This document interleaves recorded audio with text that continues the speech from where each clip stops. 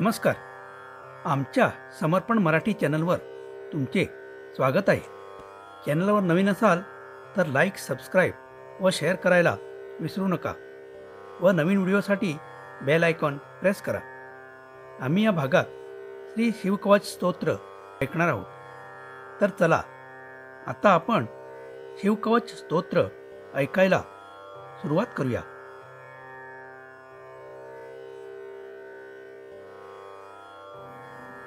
ॐ अथ श्री शिवकवच स्तोत्रम्. श्रीगणेशाय नमः.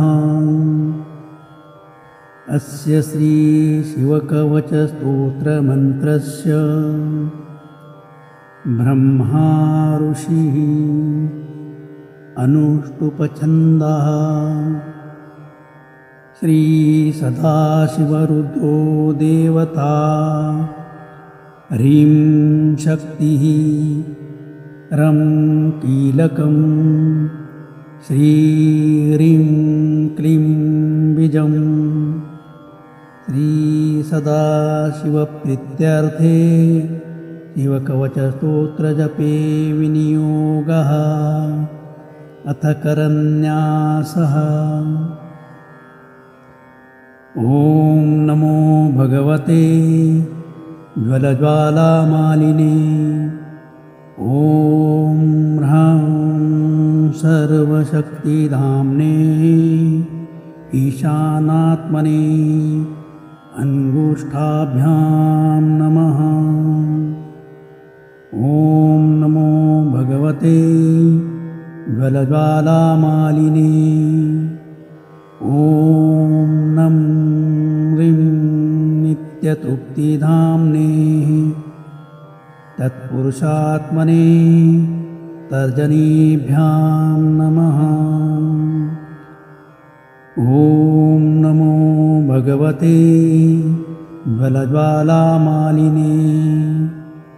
ॐ मं ह्रूं अनादिशक्तिधाम्ने अधोरात्मने मध्यमाभ्यां नमः. ॐ नमो भगवते ज्वलज्वालामालिने.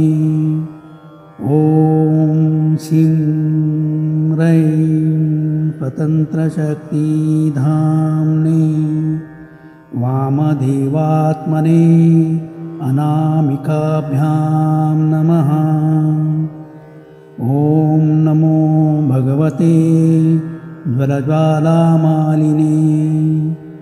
ॐ वां रौं अलुप्तशक्तिधाम्ने सद्योजात्मने कनिष्ठिकाभ्यां नमः. ॐ नमो भगवते ज्वलज्वालामालिने. ॐ यं रहानादिशक्तिधाम्ने सर्वात्मने कर्तरकरपुष्टाभ्यां नमः. अथ अङ्गन्यासः. ॐ नमो भगवते ज्वलज्वालामालिने. ॐ ह्रां सर्वशक्तिधाम्ने ईशानात्मने हृदयाय नमः. ॐ नमो भगवते ज्वलज्वालामालिने. ॐ नं ह्रीं नित्यतृप्तिधाम्ने तत्पुरुषात्मने शिरसे स्वाहा.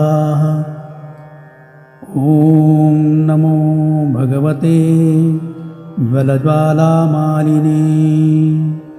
ॐ मं ह्रूं अनादिशक्तिधाम्ने अधोरात्मने शिखाये वषट्. ॐ नमो भगवते ज्वलज्वालामालिने. ॐ शिं ह्रैं स्वतन्त्रशक्तिधाम्ने वामदेवात्मने नेत्रत्रयाय वौषट्। ॐ नमो भगवते ज्वलज्वालामालिने। ॐ वां रौं अलुप्तशक्तिधाम्नेः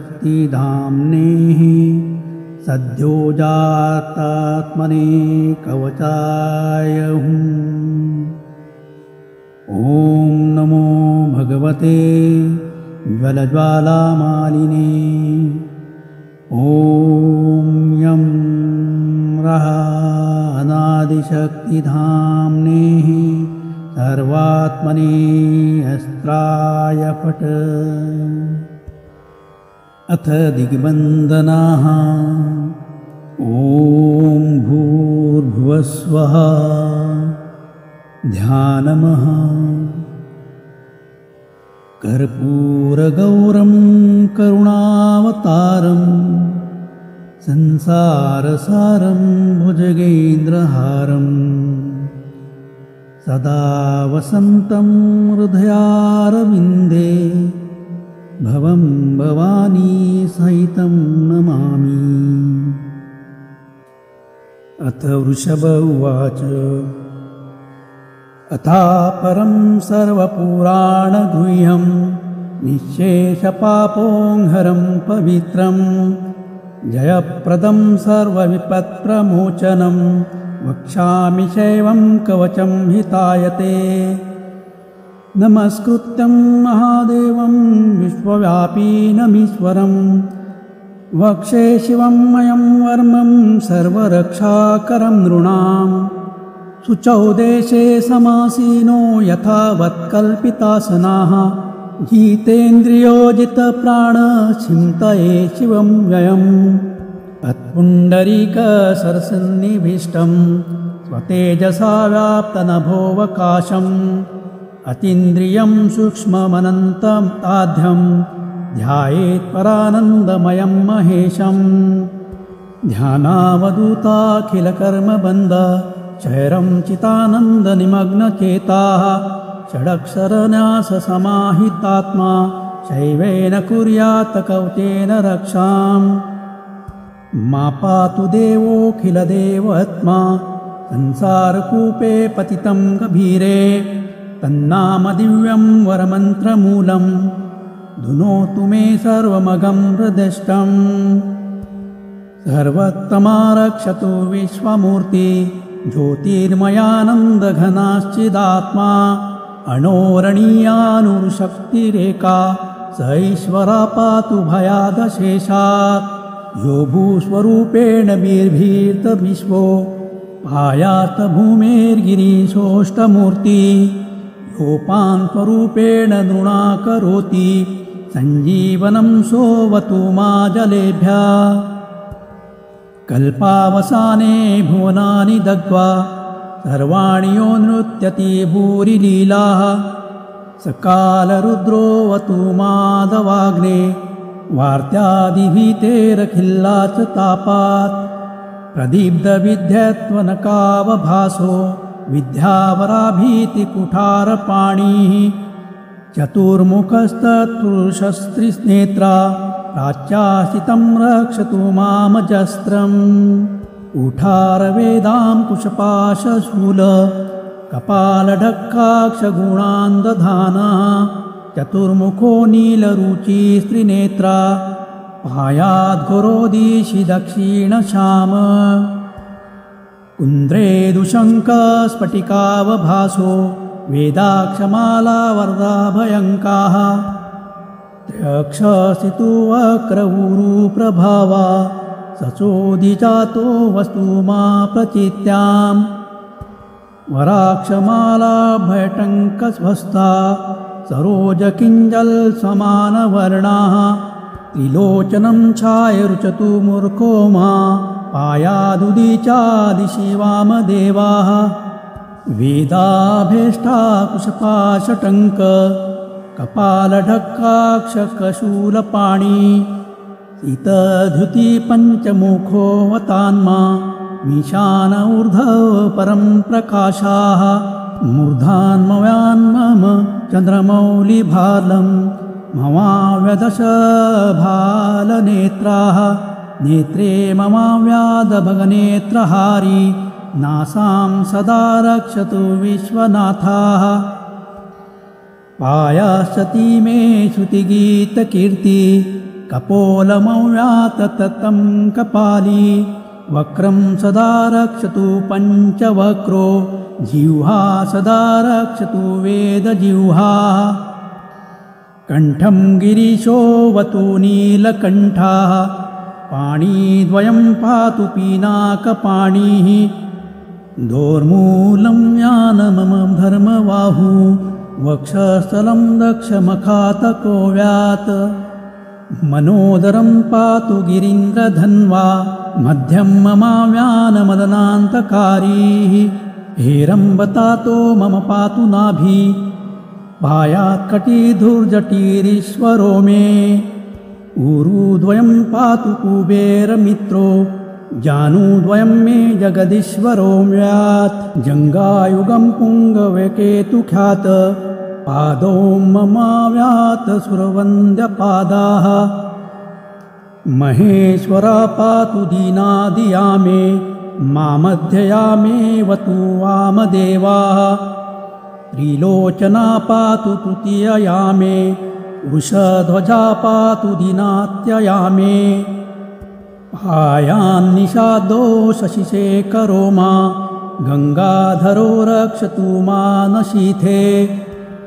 गौरीपति पातु ईशावसाने मृत्युञ्जयो रक्षतु सर्वकालम् अन्तः स्थितं रक्षतु शङ्करो मा स्थाणुः सदा पातु बहिं स्थितं माम् तदन्तरे पातु पतिपशूनां सदाशिवो रक्षतु मा समन्तात् इष्टतमव्याभुवनैकनाथा आयादव्रेजन्तं प्रथमाधिनाथः वेदान्तवेदोऽवतु मा निषण्णं मामव्यापातु श्वाः शयानम् मार्गेषु मा रक्षतु नीलकण्ठाः शैलादिदुर्गेषु पुरत्रयारीः अरण्यवासादिमहाप्रवासे आयान्मृगव्याध उदारशक्तिः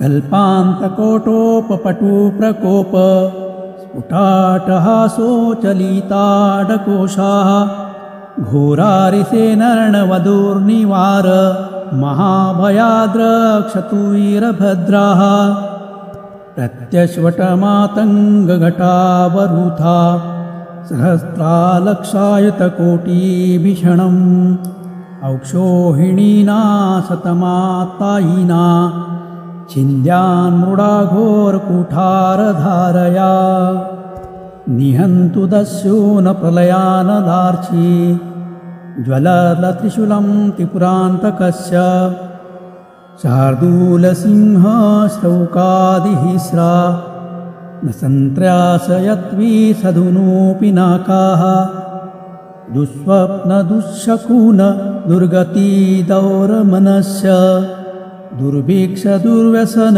दुःसदुर्यसासीः उत्पाततापविषभीतिमसद्ग्रवहार्ति व्याधिश्च नाशयतु मे जगतामधीशाः अथ कवच ॐ नमो भगवते सदाशिवाय सकलतत्त्वात्मकाय सर्वमन्त्रस्वरूपाय सर्वयन्त्राधिष्ठिताय सर्वतन्त्रस्वरूपाय सर्वत्वविदुराय ब्रह्मारुद्रावतारिणे नीलकण्ठाय पार्वतीमनोहरप्रियाय सोमसूर्याग्निलोचनाय भस्मोदधूसलितविग्रहाय महामणिमुकुटधारणाय माणिक्यभूषणाय सृष्टिस्थिति प्रलयकालरौद्रावताराय दक्षाध्वरध्वंसकाय महाकालभेदनाय मूलाधारैक नीलयाय तत्त्वातीताय गंगाधराय सर्वदेवादिदेवाय षडाश्रयाय सकलवेदान्तसाराय त्रिवर्गसाधनाय अनन्तब्रह्माण्डकोटिनायकाय अनन्तवासुकितक्षक कर्कोटखड्गीकुलीकः पद्ममहापद्मे त्यष्टमहानागकुलभूषणाय प्रणवस्वरूपाय इदाकाशाय आकाशदिक्स्वरूपाय ग्रहनक्षत्रमालिने सकलाय कलङ्करहिताय सकललोकैककर्ते सकललोकैकभर्ते सकललोकैकसहस्रे सकललोकैकगुरुवे सकललोकैकसाक्षिणे सकलनिगमगुह्याय सकलवेदान्तपारगाय सकललौकैकवरप्रदाय सकललौकैकशङ्कराय शशाङ्कशेखराय शाश्वगतिनिजावासाय निराभासाय निरामयाय निर्मलाय निर्लोभाय निर्मदाय निश्चिन्ताय निरहङ्काराय निरङ्कुशाय निष्कलङ्काय निर्गुणाय निष्कामाय निरुपपल्लवाय निरवधाय निरन्तराय निष्कारणाय निरन्तकाय निष्प्रपञ्चाय निसङ्गाय निर्द्वन्द्वाय निराधाराय निरागाय निष्क्रोधाय निर्मलाय निष्पापाय निर्भयाय निर्विकल्पाय निर्भेदाय निष्क्रियाय निस्तुलाय निसंशयाय निरञ्जनाय निरूपमविभवाय नित्यशुद्धबुद्धपरिपूर्ण सच्चिदानन्दाद्वयाय परमशान्तस्वरूपाय तेजोरूपाय तेजोमयाय जय जय रुद्रमहारौद्रभद्रावतार महाभैरव कालभैरव कल्पान्तभैरव कपालमालाधर खट्वांग खडकचर्मपाशाङ्कुश डमरुशूलचापबाण गदाशक्तिव भिन्दिपाल तोमरमुसल मुद्गरपाश परीघ उषण्डी शतग्नि चक्राधायूध भीषणकर शस्त्रमुखद्रष्टाकरालवदन विकट्टाट हासविस्फारित ब्रह्माण्डमण्डल नागेन्द्रकुण्डल नागेन्द्रहार नागेन्द्रवलय नागेन्द्रचर्मधर मृत्युञ्जय त्र्यम्बकपुरान्तक विश्वरूप विरूपाक्ष विश्वलेश्वर वृषभवाहन विषविभूषण विश्वदत्तोमुख सर्वतो रक्ष रक्ष मा ज्वल ज्वल महामृत्युमपमृत्युभयं नाशय नाशय चोरभय मुत्सादयोत्सादय विषसर्पभयं क्षमय क्षमय चोरान् मारय मारय मम शमनुच्चाट्योच्चाटय त्रिशूलेन विदारय कुठारेण भिन्धि भिन्धि खड्गेन छिन्दि छिन्दि खट्वाङ्गेन विपोथय विपोथय मुसलेन निष्पेषय निष्पेषय वाणैः सन्ताडय सन्ताडय रक्षसि भीषय भीषय शेषभूतानि निन्द्रावय कुष्माण्डवेतालमारीच ब्रह्मराक्षसगणान् सन्त्रातय सन्त्रातय ममाभय कुरु कुरु इत्रस्तं मामा श्वासय श्वासय नरकमहाभयान्मामुद्धर सञ्जीवय सञ्जीवय त्रोढ्भ्यामा माप्यय माप्यय दुःखान्तरू मामा नन्दय नन्दय शिवकवचेन मामाच्छादयाच्छादय मृत्युञ्जय त्र्यम्बकं सदाशिव नमस्तेस्तु नमस्तेस्तु नमो नमः।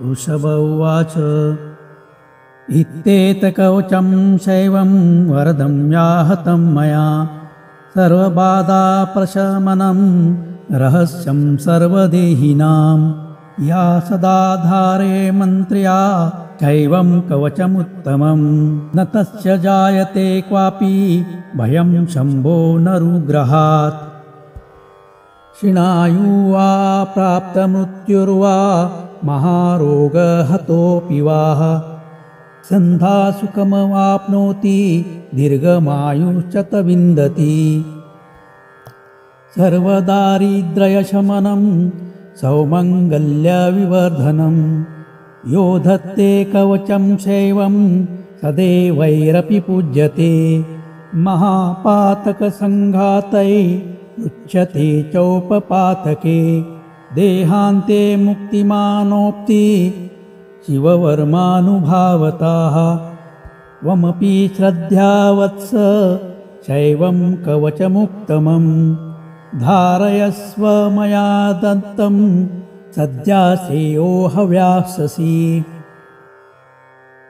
सूत उवाच इत्युक्त्वा ऋषभो योगी तस्मै पार्थिवसूनवे ददौ शङ्खं महारावं खड्गं चारीनिषूदनं पुनश्च भस्मसम्मत्र्य तदङ्गं परितोस्पृशत् गजानाशटसहस्रस्य द्विगुणस्य बलं ददो भस्मप्रभावात् सम्प्राप्त बल ऐश्वर्यधृतिस्मृतिः स राजपुत्राशुशुभे शरदर्क इव श्रियाः तमाह प्राञ्जलिं भूयाः स योगी नृपनन्दनम् एष खड्गोशमया तस्तपो मन्त्रानुभाविताः शितधारमिमं खड्गं यस्मै दर्शयसे स्फुटम्